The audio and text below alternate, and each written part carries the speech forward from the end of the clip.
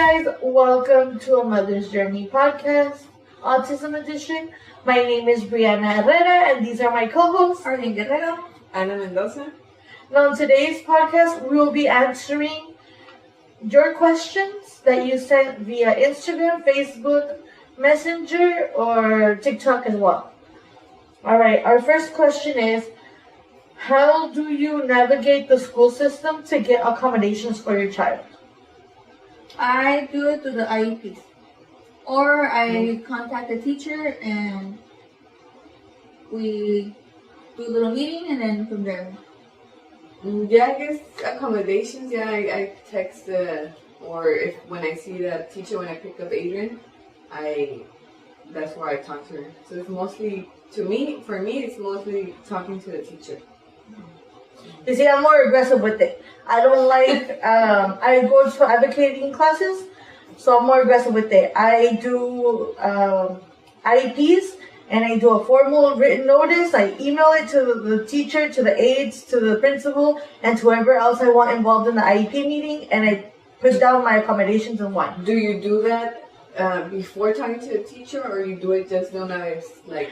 So let's say I have an accommodation, the speech. Mm-hmm. I send the IEP notice to the speech therapist, the teacher, the principal, the special education, the regular education, whoever I need to be there. And then I tell them in the letter that they have exactly 30 days from the day of my written notice to give me my IEP meeting. And I tell them, thank you, and I will talk to you in no more than 30 days, specifically. But that is because you see that your son needs. It's not, extra yes. help. But I do it that way because if it's not written down, if it's not emailed, if you don't leave a paper trail, they can say, like, now you never told me you needed an IEP. And I want to be as accurate as I can. And then when I go to my IEP meeting, I have my accommodations for my child, why I need them, and then I cite the rules and regulations of SELPA, of the California law and regulations, and what legally I can ask for due to his disability, his needs, and stuff like that. I go prepared so that there is no arguing. There's no, oh, you did. No, I know what I want. I know what I can get legally and why I should get it and the need for it. I feel like I just learned a little bit about what you're saying with the class that we took. So I'm kind of new to it, but it's good to know that we have backup. Yeah. Because I didn't know that. So. Again, I'm more aggressive with it because I've had teachers that, because you're starting off, your kid's 4, right? 5. So you barely got into the school system. But I've had my kid's 8, so he's in 3rd grade. I've been in the school system and I've had good teachers and I had bad teachers where they're not willing to accommodate, but I'm not, no me dejo. Yeah, no me dejo. If my kid needs it and there's a reason that he needs it, then I'm going to go for it. All right. The second question is, what are some good resources for parents to learn about autism and connect with other families? Well, I am a parent. I use Instagram, Facebook. San Diego Regional gives you a list too. In the therapies, I talk to parents. We exchange numbers. In social community events, right there too. Well, yeah, like you're saying, when I first started taking my son to activities through San Diego Regional or to places, I guess, that's where I started to learn more. So it's about me asking, and then you start meeting people, and that's how you start getting to know more and more. And then Facebook groups, stuff like that. Yeah. So I think everywhere you live, there has to be San Diego Regional or Behavioral Health. There has to be a main company, Autism Speaks, Imperial Valley Autism Society. There has to be at least one main company or agency that you can go to find resources or parent help or stuff like that. You can always ask at your school, because I know my school has a monthly like, let's get together kind of thing for the parents. And then you can do it yourself. I started a Facebook group where I highlight events, community outings, agencies, sports, and stuff like that. So I made my own group that gives people a way to see what's here in the Imperial Valley. So you can probably do that in your community too, and you can be that like place for parents, essentially. Resource. Yeah, the resource. All right. The next question is, what are some ways to encourage communication, especially in nonverbal or minimal verbal children? In my case, my daughter has an AC device. That's where she does her communication when I really don't understand her. She's not verbal at all, but she's minimal. Like she tries to say what she wants. Like she has like popcorn or pancake or something like that. But she usually points and takes me to what she needs or wants. A way to encourage, I guess, with food, like for example, Adrian's always also eating, like you were saying, your kids too. Like I know if Adrian wants something to eat, he used to kind of pull us and take us like that, like, and before he would, what did he do? He would just pull our hand and he'll take us to what he wanted. And now he says, like, he started with just saying popcorn. And then now we try to tell him, okay, say, I could hear my mom in the other room saying, okay, say it the right way. I want popcorn. And then he like says it, and then she goes and grabs it. So little by little, I feel like little steps. So I think it all depends on what level of verbal your child is, essentially. Obviously, if your child is completely nonverbal, then ASL, which is sign language, is a big help. An AAC device is also a big help. For people who don't know what an AAC device is, it is a tablet that has icons or emojis that your child touches, and it says happy, sad, beans, juice. And then in my case, my son loves technology, and he's always been considered nonverbal, again, because there's never been that back and forth. And I got him the AAC device, but one of the accommodations I got for his school is full technology. So I don't want the writing on pencils, tracing his name, stuff like that. I want it all in the tablet, fully technology verse. And now he's texting me 2-word sentences. And we just got the AAC device 6 months ago, and he's already in phase 2. Wow. So he's already texting me like, I beans, want juice. And it went from no communication to that. Yeah, it's different, but for everybody. For everyone. So don't get discouraged just because my kid is 8 and he is verbal or nonverbal compared to your child.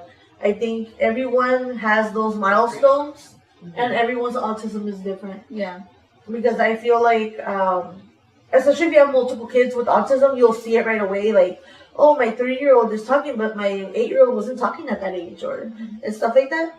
But I feel like you can get resource help from other parents. What works for them might work for you and might not work for you, but you never know. And don't get discouraged if it doesn't work for you. I feel because there's so many things that work for them and not for me, and al revés, Yeah. So don't give up. Just don't give up. Try everything at least once. You never know what if it is what your kid needs. It might and try it again in a year because it might work now. Oh, yeah. And then if you reintroduce everything, the more you talk to your child, the more words he listens to, and then label everything. Yeah, and talk to them like with full sentences. At first, I thought Adrian didn't know like a lot of things, and they do know so many things. So talk to them, explain to them like we're about to move to a house, so hey, we're gonna move to a new house, okay? Like I do explain to him because I know he understands, even though he can't talk back to me. Yeah. Yeah, I feel like repetition is the key to verbal or nonverbal. Reading with them, even if you think they're not paying attention, read to them, talk to them in full sentences, talk to them like you're talking to any other child. Obviously, don't expect your child to talk to you on your first try. If they do, awesome. But don't get discouraged. And then everybody hits their milestones differently. And I feel like a lot of people, especially with potty training. Yeah. Our last question for today's podcast is, how do you deal with your child's tantrums in public? And how do you deal with the mean looks and comments? With tantrums, honestly, I try to like ignore people because you could tell when people are looking at you. I try to like ignore it and just focus on Adrian and try to calm him down. And that's it. Ignore it because I feel like in the beginning I would get mad. I would feel like because nobody likes to be talked about, you know. But now I'm like, no, there's no point. They don't know, you know. So just ignore it and just deal with it. Before I would get embarrassed, I would turn red and I think I would feel like I wanted to cry. But now I ignore it because there's a lot of kids like our kids. And I've seen a lot of the kids too. And if I don't have that, I go help them. So, yeah, I don't care what people think. That's good. I deal with my kids' tantrums. I usually pack ahead, so I'm ready for them. And then I can see when they start like stressing out. I can see it in their face. So I kind of, here's your stress ball, here's your wiggle, whatever. And how I deal with mean looks or comments, I don't care if they're looking at my kids or looking at me. I really don't care. But if they comment on my kid, I'll go off. I've had instances where they're like, cuida tu mongolito, calla tu mongolito. And the lady was, I think she was like 80. And she was there with her grandkids. Her grandkids couldn't be more than like 6 years old. They were little. She had 3 of them. And I went off on her. I was like, you say one more thing, I'll kick your ass in front of your grandkids. I don't care. Yo le doy respeto a todos, pero no le falten el respeto a mis kids. Yeah, obviously. Because they might not understand what you're saying, but I do. And I feel that it's one thing to think it. You can think about anything you want about my kids. And you can talk about my kids, just not in front of me. Because I'll go 0 to 100 real quick if it has to do with my kids. The other day I saw a meme where it said, be nice to children with special needs. Just because they can't talk back to you doesn't mean they can't feel. So a lot of our kids do understand. I'm sure if a kid is telling them, oh, you're dumb, you're stupid, they probably feel sad and upset. And that's something that triggers them and they release at home with us. And we just don't know. Because I do believe that I think they do understand at some certain level. But again, like I said, don't do it in front of my kids. Yeah, that lady, she must have been not okay. Or she was old. She's naive and she doesn't realize that there's kids with special needs out there. But still, you don't say nothing. There's very people who not all there. Yeah. Sorry, but no, because I mean, I was raised with my mom's like, if you see someone with a disability, don't point, don't stare. Yeah. Like, you treat them like anybody else, you know?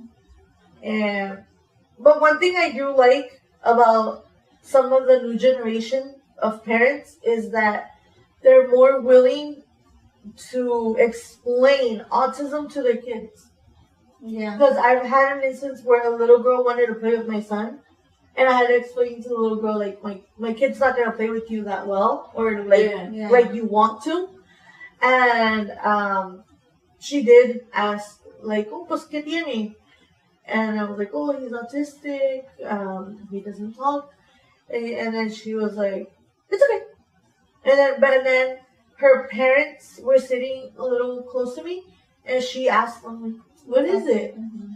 And then, her mom was like, and her dad was a little bit more like, oh, it's been like this. And she was like, oh, okay. And then she just went back to play. Like, it it's not a big deal to them, Yeah. like it would be to explaining it to an adult. Yeah. And how would you explain it to a kid? Because I feel like I've been in the situation where there's another kid that tries to play with my son, and the kid is smaller, but Adrian doesn't know how to like share, and the kid gets mad, but then Adrian gets mad, and it's like sometimes like I just don't even feel like explaining, to be honest, because I'm tired. I talked to the But- parents. Yeah, And and like what my is- daughter is nonverbal and she has autism, and so they could explain to yeah, the kid. because I don't want to explain. I don't Over even and know over. how to. Yeah. Like my nephew, who is gonna be 7, they're the same age, and he asked me, "How come Valerie has therapies and I don't?" Mm. And I tell him, "Cause she's a special child. She doesn't talk. That makes her special." And he's like, "I want to be special too." So the other day I took him to Kid Aesthetics, and he told me, "Do I not talk like Valerie?" I said, "No, you can talk. There's kids like Valerie who talk." And he walked in, and then he's like, "Oh my God, look at all these special kids." And I'm like, Oh. so I try Well, my that's best. good that he's exposing Yeah. him. Exposing him. And That's he good. doesn't, like my nephew too, he's gonna be 12 in a couple of days. He's a 6th grader and he plays with special needs kids Oh, because he has one at home. oh, that is so cute. Okay. Yeah. That is sweet. Yeah. I obviously, when kids come up to my kids, I'm like, you know what? He's autistic. He's nonverbal. He's not gonna talk to you like this or like that. And the easiest way that I can explain it is like, es en su propio mundo. And then I'm like, he likes to play, like, Alone. no, pretend. Pretend. So that's like if it's a little kid, like a really little kid, then I'm like, oh, he's playing pretend. He's playing pretend, mommy. He's an astronaut by himself, and or he's playing pretend, whatever. And that's the easiest, fastest way. Because you know, kids are like, ¿y por qué? ¿Y qué? Mhm. So But there you go. I'm like, I don't want to explain because I'm just tired. yeah. So But- my easiest way if they're little, it's like, oh, he's playing pretend. I do have well, he's not older, but he's my youngest brother. He's 13, 14. Not yet. No, he's gonna be 15 in November. Okay, so look at my babies. He is a little special, but not diagnosed. Okay. So he's like, is he okay? Is he talking? Why is he not talking? Does he like me? Does he not like me? Does he not? And to explain it to him, it's a little harder because he's so emotional. And the last time I told him, or I tried to tell him, Julian might never talk, he cried. And he cried for days. He was so sad that he was never going to talk to my son. And now with his AAC device, They communicate. they communicate, and he loves it. And he's like, why didn't you buy it for him? Why didn't you get it sooner? Y me dice, mi hiciste batallar. Oh. Well, Like, yeah, you know? you learn. but it's a little harder to explain it to like middle school Certain age kids. kids. Yeah. But I always say like, oh, he's playing pretend. He's playing imagination games or stuff like that, and that's the easiest way to explain I it. usually just say like, oh, he's the only child, so he really doesn't know how to share, you know, or be with other kids. And like Or- my niece, like, can you show him? And Uh-huh. she's very, she does try to like help him and play with him. So I do like he likes to play tag. Do you want to play tag with him? Because that's the only game I know my kids play.